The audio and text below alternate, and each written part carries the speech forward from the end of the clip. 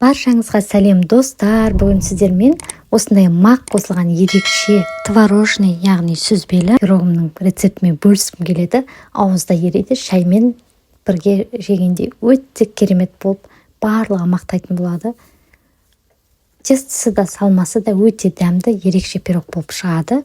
Алдымен ыдысқа жұмыртқаңызды жарып аласыз. Мен 2 жұмыртқа қолданып жатырмын, өйткені менде 30 диаметрлі форма, сондықтан мен көбірек құрамын жасаймын. Сіздер өздеріңіздің формаларыңызға қарай қолдансаңыздар болады. Құрамды азайтып немесе көбейтіп. Және мен міне пайызы көп сармай қолдандым.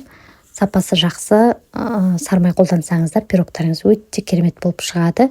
Бөлме температурасындағы сармайымызды салып, үстінен алдын ала електен өткізілген ұнымызды салып, қолға сәл-пәл жабыспалы қамыр илейтін боламыз. Әрине, ұнымызға қопсытқышты қосып алуды ұмытпаңыз.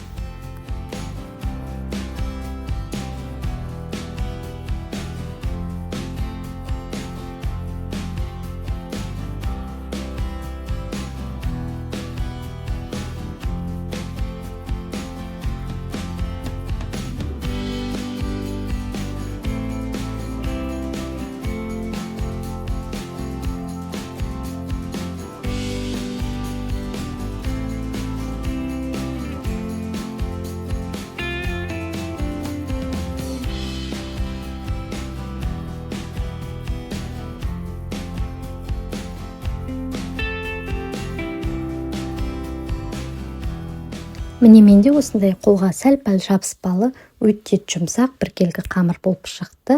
Енді салмасына менде үйдің, яғни қолдың творығы, оның үстінен 2 жұмыртқа және қантымызды салып, бірыңғай қоя тұрып, осы кезде мақты кішкене сүт құйып отқа қоятын боламыз.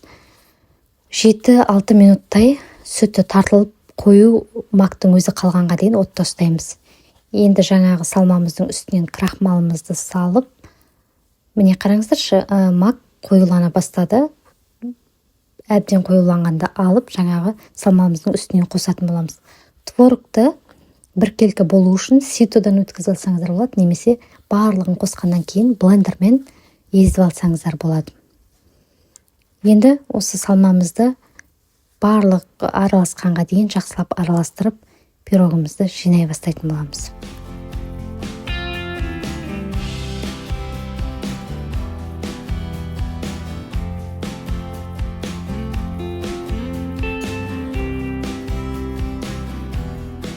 Енді формамызға пирогымызды жинай бастаймыз.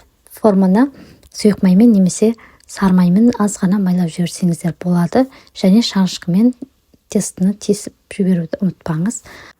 Салмамыздың мағы кішкене суығаннан кейін, макты ыстықтай қойдық қой, кішкене суығаннан кейін үстінен 2 ас қасық қаймақ қосуды ұмытпаңыз.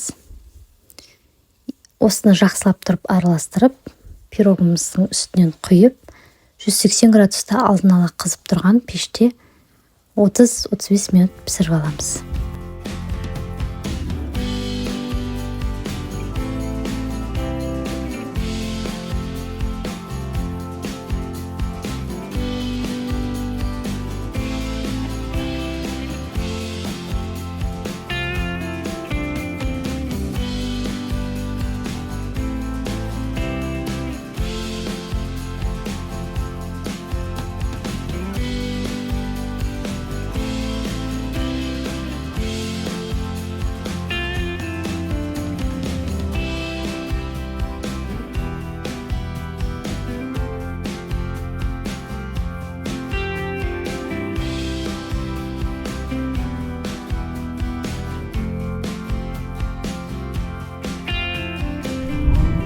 Міне қазір піскен кезіндегі суретін көрсеңіздер, суреттен ақ үгілмелі әдемі пирогтың шыққаны көрініп ақ тұр.